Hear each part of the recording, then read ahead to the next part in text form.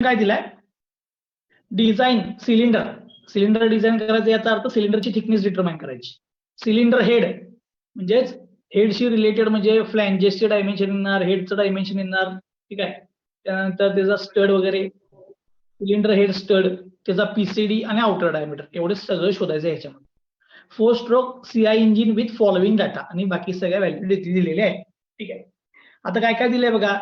Break power 5 kilowatt, speed N 1200 RPM, indicated mean effective pressure दिले, mean effective pressure 0.35 आणि इथं mechanical efficiency दिल्या, ठीक आहे. मेकॅनिकल इफिशियन्सी वेगळी दिल्या आणि इंडिकेटेड मीन इफेक्टिव्ह प्रेशर वेगळे दिले. काल एक प्रॉब्लेम घेतलेला, त्यात ब्रेक मीन इफेक्टिव्ह प्रेशर होतं, म्हणजे ते मेकॅनिकल इफिशियन्सी इंटू प्रेशरची व्हॅल्यू होती ती.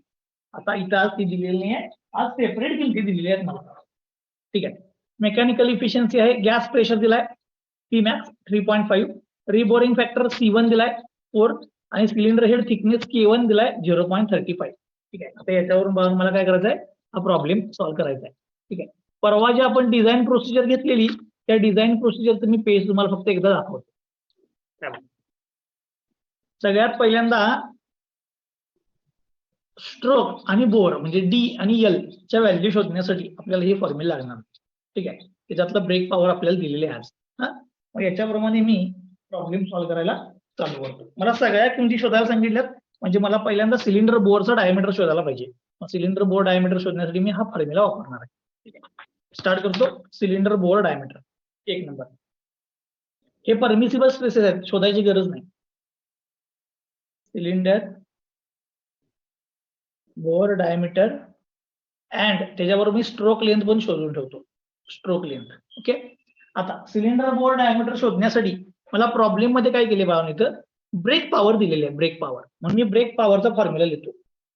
Break power is equal to, brake पॉवरचा फॉर्म्युला काय आहे, जरा इकडे या, हे बघा, mechanical efficiency into indicated power. Brake पॉवरचा फॉर्म्युला काय, mechanical efficiency into indicated power. मग आता तुम्ही म्हणणार की मागच्या वेळेला हे डायरेक्ट लिहिलं होतं, आता आज हा का लिहायला, कारण मला मेकॅनिकल इफिशियन्सी वेगळी दिली आहे. मग मी mechanical efficiency into indicated power असा फॉर्म्युला लिहिणार. तो mechanical efficiency into indicated power. आता इंडिकेटेड पॉवरचा फॉर्म्युला काय, इंडिकेटेड पॉवरचा, तर मला mean effective pressure into area, pressure into area म्हणजे झाला फोर्स, फोर्स इंटू लेंथ म्हणजे झालं वर्क डन. पण ते कसं पाहिजे, पर सेकंड. तो number of cycles divide by 60, number of cycles divide by 60. आता मी जरा किमती लिहितो. ब्रेक पॉवरची किंमत दिली आपल्याला 5 किलोवॅट. जरा सगळ्यात पहिल्यांदा सांगा, हे MM मध्ये घेऊ का मीटर मध्ये घेऊ, सगळं MM मध्ये घेऊ का मीटर मध्ये घेऊ? सोडवायला सोपं जातं, कारण आपण एरिया वगैरे प्रेशर वगैरे MM मध्ये पुढे करतो, म्हणून मी MM मध्ये घेतो, ठीक आहे. सो ब्रेक पॉवर किती दिलं बघा, 5 किलोवॅट. MM मध्ये लिहिलं तर किती येणार, 5 × 10⁶ न्यूटन MM पर सेकंड, ओके. मेकॅनिकल इफिशियन्सी 80% दिले, 80% याचा अर्थ 80 डिवाइड बाय 100 म्हणजे 0.8 into indicated mean effective pressure दिले 0.35 इंटू, आता एरिया किती येणार सांगा, सिलेंडरचा एरिया π/4 d², सिलेंडरचा cross sectional area π/4 d² into L, तसाच ठेवतो. एन म्हणजे नंबर ऑफ सायकल्स. आता 2 स्ट्रोक इंजिन आहे का 4 स्ट्रोक इंजिन आहे ते बघायचं. 4 स्ट्रोक इंजिन आहे, मी कालच तुम्हाला सांगितलं, 4 स्ट्रोक इंजिन मध्ये 2 क्रँकचे रिव्होल्यूशन ज्या वेळेला होतात त्यावेळेला 1 सायकल कंप्लीट होते, आणि ह्या नंबर ऑफ सायकल्स आहेत. तो नंबर ऑफ सायकल्स मी इथे लिहून ठेवतो, number of cycles N is equal to, कसं काढणार आपण, स्पीड चा हाफ, बरोबर, म्हणजे आरपीएम चा हाफ. तुमची स्पीड किती दिली आहे बघा इथं, 1200 आरपीएम, म्हणजे 1200 डिवाइड बाय 2. एका मिनिटात 1200 रिव्होल्यूशन होतात, तर तुमच्या नंबर ऑफ सायकल्स काय आहेत, 2 रिव्होल्यूशनला 1 सायकल, तर number of cycles is equal to 1200 divide by 2 म्हणजे 600. पण हे पर एका मिनिटात व्हायला लागले, तर हे आरपीएम दिलाय ना 1200 आरपीएम, म्हणजे एका मिनिटात 600 सायकल व्हायला लागले, एका मिनिटात 600 सायकल. यांची किंमत मी दिली येणार 600. आता हा डिवाइड बाय 60 कशासाठी बाळांनो, तर हे पर मिनिट दिले त्याचं सेकंड करण्यासाठी हा डिवाइड बाय 60. हे खूप इम्पॉर्टंट आहे, मी तर स्टार करून ठेवतो, हे खूप इम्पॉर्टंट आहे. 600 इथं भरपूर पोरं चुकतात, इथं 1200 लिहितात आणि विषय कट होतो. आता याच्यामध्ये इथं डी आहे आणि इथं एल आहे, अननोन 2 आले. जर 2 अननोन आले असतील तर एकाची कोणाची किंमत असं माहित असायला पाहिजे. मग याच्यासाठी जर दिलं नसेल तर तुम्ही एल बाय डी रेशो तुम्ही कन्सिडर करू शकता. मी तर बाजूला लिहून ठेवतो कन्सिडर. जर दिला नसेल प्रॉब्लेम मध्ये तर एल बाय डी रेशो हा 1.3 to 1.4 कन्सिडर करायचा. 1.3 to 1.4. ठीक आहे. मग आता 1.3 घेऊ का 1.4 घेऊ किंवा 1.35 पण घेऊ शकता. 1.35 घेतो. ठीक आहे. So L by D is equal to 1.35. 1.3 to 1.4 काहीही घेऊ शकताय जर दिला नसेल तर. त्यामुळे एल ची किंमत किती लिहिणार बघा मी 1.35 टाइम्स ऑफ डी. आता जर असं टर्म्स मी राहिलेला इकडे रिअरेंज करतो, फक्त डी स्क्वेअर एल ठेवतो इकडे. 5 into 10⁶ हा 60 वर घ्या डिवाइड बाय. तर बाहेर सगळ्या किमती डिवाइड बाय लागतो. 0.8 इंटू 0.35 इंटू हाफ पाय आणि हा डिवाइड बाय 4 वर जाणार. डी स्क्वेअर एल तसंच ठेवायचं into 600 is equal to D square into L ची किंमत इथं बघा. एल इज इक्वल टू काय 1.35 टाइम्स ऑफ डी. एल ची किंमत. आता हा 1.35 पण इकडे घ्या डिवाइड बायला. डी क्यूब येते, क्यूब रूट घेऊन मला डायमीटर सांगा. 118.98. 118.98 म्हणजे 119. म्हणजेच तुमच्या सिलेंडर बोरचा डायमीटर हा 119 mm आहे. सिलेंडर बोरचा डायमीटर हा 119 mm. ओके. चलो मला भावानं सिलेंडर बोरचा डायमीटर मिळाला 119 mm. आता सिलेंडर बोरचा डायमीटर मिळाल्यानंतर मला त्याची लेंथ शोधायची आहे. लेंथ पण लेंथचा फॉर्म्युला काय 1.40 times of D and L is equal to 1.35 times of D is equal to किती आहे ते सांगा.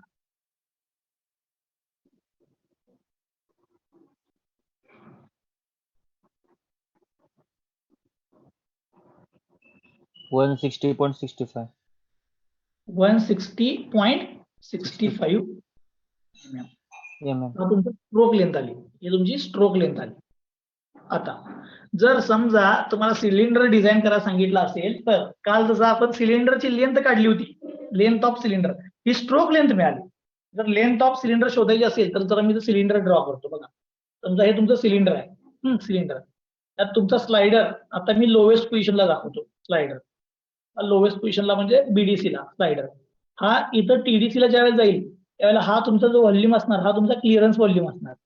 इथून इथपर्यंत तुमची स्ट्रोक लेंथ असणार. हा तुमचा क्लिअरन्स आहे आणि याच्या खाली ही लेंथ ऑफ पिस्टन आहे. Piston length. मग टोटल लेंथ ऑफ जर तुम्हाला सिलेंडर विचारला, लेंथ ऑफ सिलेंडर तुम्हाला काय करायला पाहिजे स्ट्रोक लेंथ प्लस पिस्टनची लेंथ प्लस क्लिअरन्स लिहायला पाहिजे. आता पिस्टनची लेंथ मी तुम्हाला काल म्हणलं जर दिली नसेल तर 1.25 टाइम्स ऑफ डी घ्यायचं. हे स्ट्रोक लेंथ आता शोधल्या मी. राहिला काय क्लिअरन्स. आता मला क्लिअरन्स शोधायला पाहिजे. क्लिअरन्स शोधण्यासाठी तुम्हाला इथे काय केलं असते बघा ना कॉम्प्रेशन रेशो दिले जातात. Compression ratio. ठीक आहे. आता सेकंड इथे इथं काय शोधणार आहे मी क्लिअरन्स. त्यासाठी कॉम्प्रेशन रेशोचा फॉर्म्युला लिहितो. कॉम्प्रेशन रेशोचा फॉर्म्युला सांगा. Swept volume plus clearance volume divide by clearance volume. आता व्हॉल्यूम बघा लक्ष द्यायचं. मला स्वेप्ट व्हॉल्यूम काढायचं म्हणजे कुठनं कुठेपर्यंत ह्या सिलेंडरनं एका स्ट्रोक मध्ये ऑक्युपाय केलेला म्हणजे मूव्ह केलेला व्हॉल्यूम काढायचा. म्हणजे इथून इथपर्यंत व्हॉल्यूम कसं काढणार. सिलेंडरचा area into length. Area into length. Length म्हणजे स्ट्रोक लेंथ आहे. Area into stroke length plus clearance volume कसा काढणार बघा. हा एवढा आहे बरोबर. काय होणार ज्यावेळेला कॉम्प्रेशन होणार मॅक्सिमम त्यावेळेला इथं फ्लुइड एअर मिक्शन असतात. त्यामुळे स्लायडर काय तुमचा हा टॉप पर्यंत जाणार नाही. हा जो तुमचा आहे तो क्लिअरन्स व्हॉल्यूम आहे. क्लिअरन्स व्हॉल्यूम कसा काढणार एरिया सिलेंडरचा एरिया इंटू ही क्लिअरन्स लेंथ त्याला मी L1 म्हणतो divide by clearance volume area into L1. काय होणार बघा याच्यामध्ये एरिया सगळे कॅन्सल होणार. Stroke length plus clearance length divide by clearance length is equal to compression. आता याच्यामध्ये मी किमती करतो. कॉम्प्रेशन रेशो त्याला बघा stroke length plus clearance length divide by clearance length. किमती पुट करूया. किमती पुट पडली की तुम्हाला आन्सर मिळेल. कॉम्प्रेशन रेशो प्रॉब्लेम मध्ये दिलेला आहे 12. स्ट्रोक लेंथ आता आपण शोधलेली आहे. Stroke length 160.65. तुम्हाला पाहिजे असेल तर तुम्ही राऊंड फिगर करून घेऊ शकता. Plus clearance length divide by clearance length. त्या क्लिअरन्स लेंथला इकडे घेतो. So 12L1 is equal to 160.65 plus L1. L1 ला इकडे घ्या म्हणजे झाला 11L1 इज इक्वल टू 160.65. 11 ने डिवाइड करा L1 मिळतो. L1 म्हणजे क्लिअरन्स लेंथ.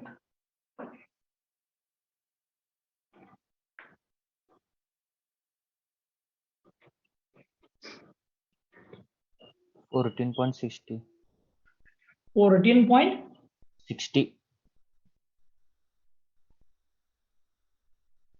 ही क्लिअरन्स लेंथ मिळाली. पण इथे आता मला पाहिजे टोटल लेंथ ऑफ सिलेंडर. आता सिलेंडरची लेंथ कशी काढणार. Stroke length plus clearance length plus पिस्टनची लेंथ. नाव length of cylinder is equal to LC is equal to length of cylinder. कसं काढणार. Stroke length plus clearance length plus length of piston. So LC is equal to stroke length 160.65 आपण determine केलेले आहे. Clearance आता शोधलाय 14.60 plus पिस्टनची length 1.25 times of D.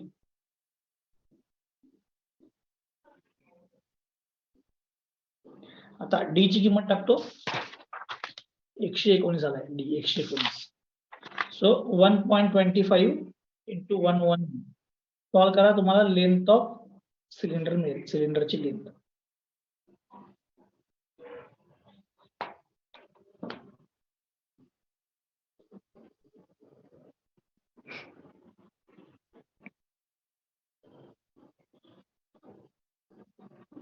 $324. 324. आता तुम्हाला आठवत असेल तर बघा काल मी एक प्रॉब्लेम घेतला होता. तो प्रॉब्लेम हाच होता. पहिल्यांदा आपण DL काढला होता आणि त्याच्यानंतर लेंथ ऑफ सिलेंडर शोधलेला.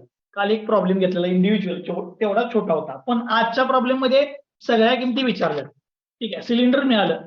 सिलेंडरचं डिझाईनच झालं. नाही अजून झालं नाही. बोर मिळाला लेंथ मिळाली. अजून सिलेंडरच्या डिझाईन मध्ये काय राहिलं रे. सिलेंडरची थिकनेस राहिली. सिलेंडरची थिकनेस शोधूया आता. ठीक आहे. हे लिहितो. Cylinder thickness. Cylinder thickness. Cylinder thickness determine करण्यासाठी सिलेंडर मधला मॅक्सिमम स्ट्रेस कुठला असतो. सिलेंडर मधला मॅक्सिमम स्ट्रेस टँजेन्शियल बरोबर. सर्कम्फरन्शियल.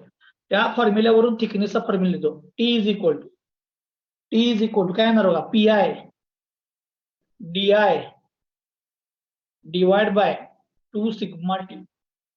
हा झाला थिकनेसचा फॉर्म्युला. प्लस आपण याला रिबोरिंग फॅक्टर पण ऍड करतो. Plus reboring factor. P max maximum pressure problem मध्ये दिलेला आहे. मॅक्सिमम प्रेशर इथे आहे 3.5. So maximum pressure is 3.5 into बोरचा डायमीटर आत्ताच आपण शोधला होता 119. 2 इंटू सिग्मा T. सिलेंडरचा सिग्मा T पाहिजे. सिलेंडरचा म्हणजे सिलेंडर लाइनरचा. सिलेंडरचा म्हणजे सिलेंडर लाइनरचा. सिग्मा T किती आहे बघा. परमिसिबल 40 दिलाय. Plus reboring factor. Reboring factor problem मध्ये दिला असेल. Reboring factor 4 mm. Reboring factor 4 mm. Solve करा. तुम्हाला सिलेंडरची थिकनेस मिळेल. म्हणजे थोडक्यात लाइनरची थिकनेस मिळते वेट टाईप असेल तर.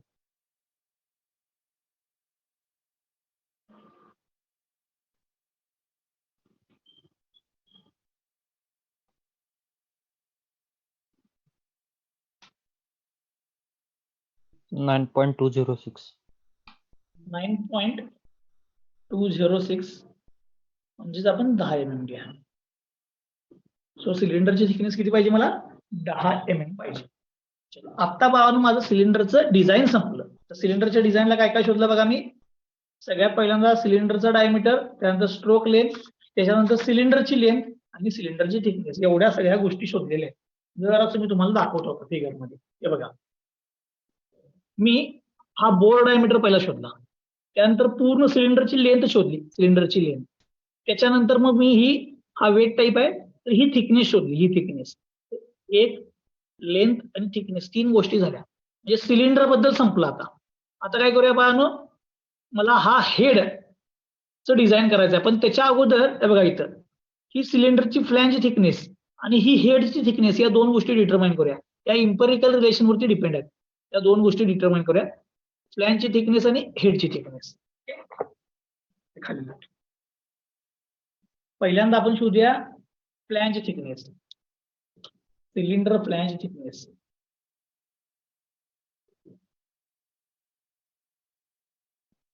सिलेंडर फ्लॅंज थिकनेस जरा बघा, मी फॉर्म्युल्यामध्ये जातो, इथे आहे बघा, thickness of flange. Thickness of flange किती घेतलेले आपण, 1.2 to 1.4 times of thickness, 1.2 to 1.4. 1.2 to 1.4 आहे, त्यामुळे मी काय करतो, याच्याबरोबर मधली किंमत घेतो, 1.3 टाइम्स घेतो. तो thickness of flange F is equal to 1.3 times of thickness, 1.3 into thickness 10 आहे, 13 mm फ्लॅंजची थिकनेस मिळाली. ठीक आहे, फ्लॅंज. आता फ्लॅंज झाल्यानंतर त्याच्यावरती हेड होता, हेड, त्या हेडची पण थिकनेस काढायला पाहिजे, थिकनेस ऑफ हेड.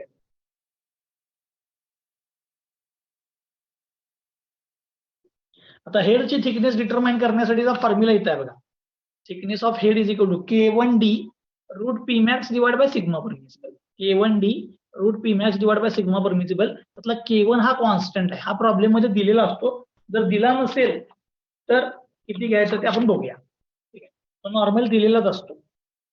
फॉर्म्युला काय बघा, TH हेडची thickness K1D root P max divide by sigma permissible. किमती पुट करतो, K1 म्हणजे कॉन्स्टंट, हेडचा कॉन्स्टंट इथं आहे बघा, cylinder head thickness constant 0.35 K1, 0.35 into bore diameter आपण शोधला 119 root P max maximum pressure cylinder मधलं, मॅक्सिमम प्रेशर इथं आहे बघा 3.5, maximum pressure is 3.5 divide by, आता सिग्मा परमिसिबल पाहिजे, पण कोणाचं पाहिजे, मला हेडचा पाहिजे आहे, कारण की हेडचं डिझाईन चाललंय ना, तर हेडचा सिग्मा परमिसिबल इथे जायचं, की सिलेंडर हेड, सिलेंडर हेडचं मटेरियल आहे अलोय कास्ट आहे, त्याचा सिग्मा परमिसिबल दिला आपल्याला 40, सिलेंडर हेडचा सिग्मा परमिसिबल आहे 40. सॉल्व केले की तुम्हाला थिकनेस ऑफ हेड मिळेल, हेडची थिकनेस.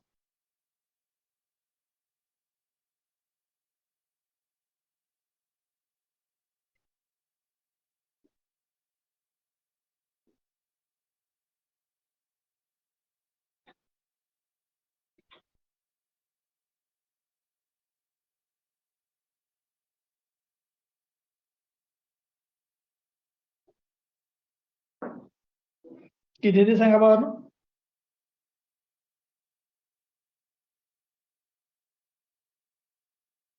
12.32. 12.32 म्हणजे आपण 13 घेऊया, म्हणजे फ्लॅंजची थिकनेस 13 आणि हेडची थिकनेस पण 13 आली. ओके, आता मला दोन्ही थिकनेस मिळाल्या, मी जरा एक दाखवतो फिगर मध्ये. हे बघा, सिलेंडरचं डिझाईन झाले, आता मी फ्लॅंजची थिकनेस मिळवली, हेडची थिकनेस मिळवली, ह्या दोन्ही थिकनेस मिळाल्या, म्हणजे हे पण झालं. आता राहिलं काय, तर हे स्टड,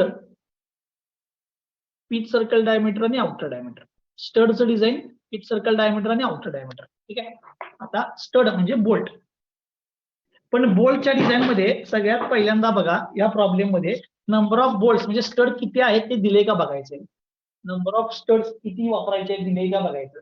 जर दिलं नसेल तर मी बनवणे की तुम्हाला रिलेशन सांगतो, त्याप्रमाणे studs, number of studs determine करायचे.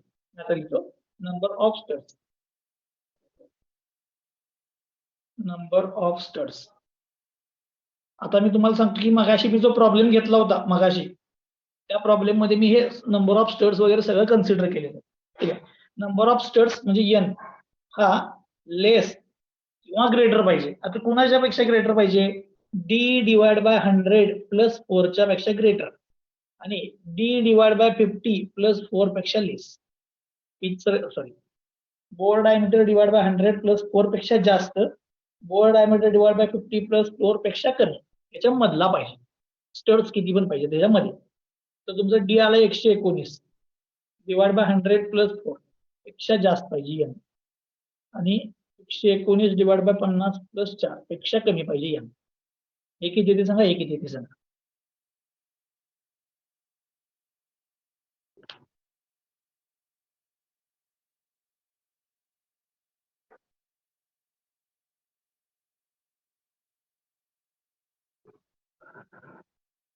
किती येते?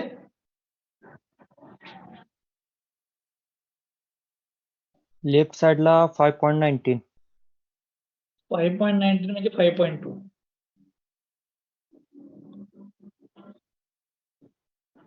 ला 6.38. 6.4 म्हणजे तुमचे बोल्ट हे 5.2 पेक्षा जास्त आणि 6.4 पेक्षा कमी पाहिजे. म्हणजे कुठले येणार सांगा, ह्याच्यामध्ये किती येणार? 6. बरोबर आहे. अर्धा काय बोल्ट लावता येत नाही, लावला तर पूर्णच लावायला पाहिजे. बरोबर. त्यामुळे 5.2 पेक्षा जास्त म्हणजे 6 आणि 6.4 पेक्षा कमी म्हणजे 6. जे नंबर ऑफ बोल्ट मला स्टड्स किती लावायला पाहिजे?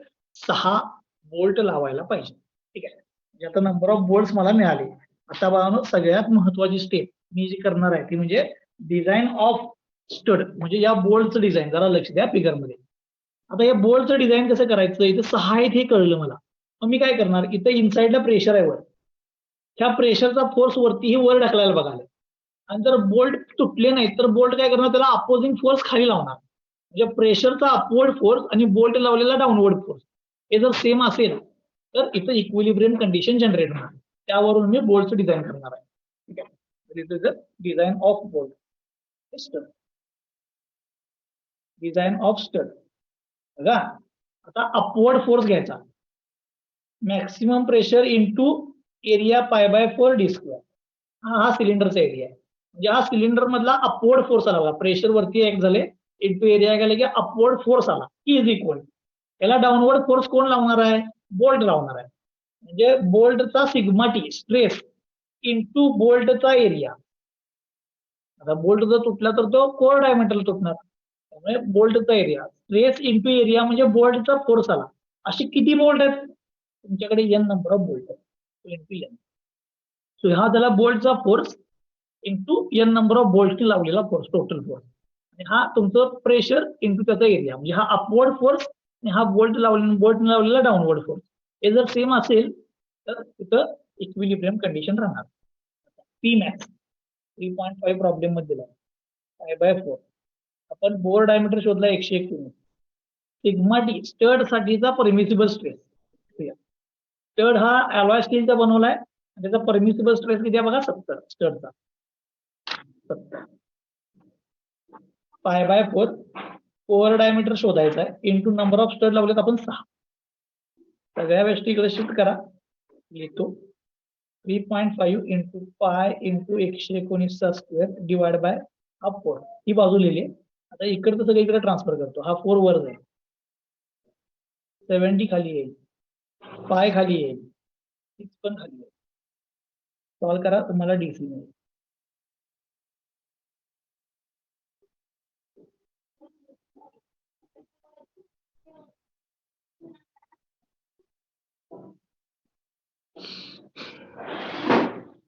सॉल्व केले की तुम्हाला डीसी कोर डायमीटर मिळेल. व्हिडिओ बंद पडला तर परत लगेच जॉईन करा.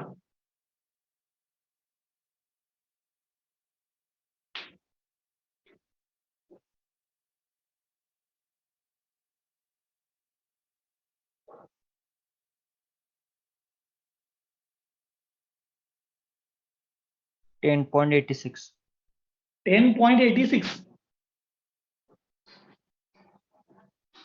हा तुम्हाला कोर डायमीटर मिळाला, कोर. ठीक आहे. पण कोर डायमीटरचं रिलेशन आहे आपल्याकडे 0.82 times of nominal diameter. 0.82 times of nominal diameter करा, तुम्हाला बघा काय मिळेल, त्यातनं नॉमिनल डायमीटर ऑफ स्टड मिळेल.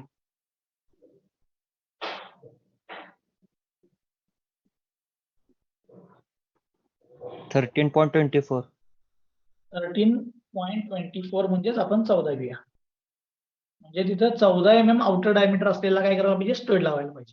तो पाय प्रेशरनं वरती केलेला फोर्स इज इक्वल टू बोल्टनी डाऊनवर्ड लावलेला फोर्स केला. त्यातनं तुम्हाला डायमीटर. राहिलेली लास्टची स्टेप आहे 7वी, pitch circle diameter. Pitch circle डायमीटरला पाहून आपण रिलेशन बघितलेलं दाखवतो. पिच सर्कल डायमीटर म्हणजे ज्या सर्कलवरती तुम्ही बोल्ट लावणार आहे, ज्या रेडियसला डायमीटरला, त्या डायमीटर. डी म्हणजे bore diameter plus 3 times of bolt diameter. Pitch circle diameter is equal to D bore diameter plus 3 times of bolt diameter. Bore diameter 119 आहे आणि बोल्टचा डायमीटर पाहून इथं आपल्याकडे आपल्या शोधणे 14. हा म्हणजे पिच सर्कल डायमीटर मिळतो तुम्हाला. पिच सर्कल डायमीटर म्हणजे फिगर दाखवतो तुम्हाला. हे बघा, इथून इथपर्यंत डायमीटर, इथून इथपर्यंत. त्यानंतर मी आउटर शोधणार, आउटर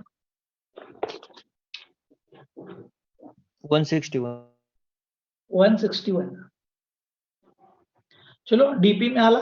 पिच सर्कल डायमीटर. लास्टची गोष्ट राहिली आउटर डायमीटर ऑफ सिलेंडर. इथं फॉर्म्युला आहे DP plus 2dB plus 12. Outer diameter of cylinder.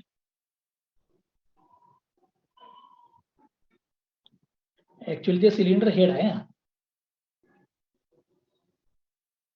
Outer diameter of cylinder head DO is equal to, डीओचा फॉर्म्युला बघा, DP pitch circle diameter plus 2 times diameter of bolt plus 12. DP 161 आलाय. Diameter of bolt इथं आहे 14 plus 12. Outer diameter of cylinder head 201. 201 आणि बघा मी जो problem इथं संपला. जर असं एका मिनिटात मी परत एकदा प्रॉब्लेम सांगतो, सोपा एकदम. मी पूर्ण कव्हर केलं ह्या प्रॉब्लेम मध्ये, सगळ्या गोष्टी कव्हर केल्यात. पहिल्यांदा सिलेंडर बोर आणि स्ट्रोक डिटरमाइन केला. त्यासाठी आपल्याला ब्रेक पॉवर दिली आणि ब्रेक पॉवरचा formula mechanical efficiency into indicated power. हा फॉर्म्युला मी काल घेतला नव्हता का, त्याच्या मागचं रिझन काय, मला इथं मेकॅनिकल इफिशियन्सी वेगळी दिल्या आणि इंडिकेटेड मीन इफेक्टिव्ह प्रेशर वेगळे दिले. तर मला ब्रेक मीन इफेक्टिव्ह प्रेशर दिलं असतं, याचा अर्थ ती इफिशियन्सी इंटू हे प्रेशर असते. आज वेगवेगळे दिलेलं, त्यामुळे मी वेगवेगळे दिले. Indicated power pressure into area म्हणजे force, force into stroke length म्हणजे वर्क डन पर सायकल पाहिजे म्हणून number of cycles divide by 60 केले. ठीक आहे, पर 60 काय केले, पर सेकंड पाहिजे म्हणून. त्यानंतर ब्रेक पॉवरची किंमत टाकली, तुम्हाला डायमीटर मिळाला, डायमीटर वरून स्ट्रोक मिळाला. ते काल सोडवलं होतं आपण. क्लिअरन्स कसा डिटरमाइन केला, कॉम्प्रेशन रेशोचा फॉर्म्युला लिहिला, त्यातनं तुम्हाला L1 मिळते. त्यावरून मग सिलेंडरची लेंथ काढली. हे सोपं, हे काल केलं होतं आपण. आता आज बघा, हे ऍडिशनल पूर्ण सगळं डिझाईन आलं. पहिल्यांदा थिकनेसचं डिझाईन, टेन्साईल स्ट्रेसचा फॉर्म्युला लिहिला म्हणजे circumferential stress Tmax D divide by 2 sigma D plus C1. गंमत का, या प्रॉब्लेम मध्ये लाइनरचा, हेडचा, बोल्टचा सगळ्यांचा स्ट्रेस वेगवेगळा दिलाय इथं टेबलमध्ये. सगळ्यांचा स्ट्रेस दिलाय, ज्याचा त्याचा स्ट्रेस बघायचा आणि तो पुट करायचा आपल्याला प्रॉब्लेम मध्ये. सिग्मा टी मी इथं बरोबर फक्त कुणाचा पुट केला, सिलेंडरचा पुट केला. थिकनेस जाणं. मग त्यानंतर फ्लॅनची थिकनेस इम्पेरिकल रिलेशन काढली 1.3 टाइम्स ऑफ टी. हेडची थिकनेसचा हा formula K1D root Tmax divide by sigma permissible. K1 ची किंमत जर दिली नसेल तर 0.3 to 0.4 घेऊ शकता. ठीक आहे, प्रॉब्लेम मध्ये दिलेली 0.35 टी पुट केली. डायमीटर मॅक्सिमम दिलाय. सिग्मा परमिसिबल हेडचा वापरला हेडची थिकनेस. त्याच्यानंतर नंबर ऑफ बोल्ट्स हा फॉर्म्युला पाहून मी तुम्हाला सांगितला नव्हता, मी तो आज दिलाय. जर दिला नसेल तर हा वापरायचा. Bore diameter divide by 100 plus 4 आणि bore diameter divide by 50 plus 4 या दोघांच्या मध्ये कुठं तर तुमचा बोल्टचा नंबर पाहिजे. मी घेतला 6. मग सिलेंडर मधला upward pressure is equal to downward pressure force. Upward pressure, प्रेशरचा फोर्स प्रेशर इंटू एरिया आणि इकडे स्ट्रेसचा force stress into area. Number of bolt आहेत म्हणून इंटू नंबर एन केले. त्यावरून तुम्हाला बोल्टचा डायमीटर मिळाला 4. त्यावरून बोल्टचा आउटर शोधला. आणि लास्ट हे दोन इम्पेरिकल रिलेशन वापरले, पिच सर्कल डायमीटर आणि आउटर डायमीटरला, आणि तुम्हाला डायमेन्शन्स मिळाले. ठीक आहे, मागच्या प्रॉब्लेम मध्ये मी ह्यातला काही पार्ट कव्हर केला होता, ह्यातला काही पार्ट. ठीक आहे, आणि आता हा पूर्ण सगळा तुम्ही एक टोटल प्रॉब्लेम घेतलाय. तर तुम्हाला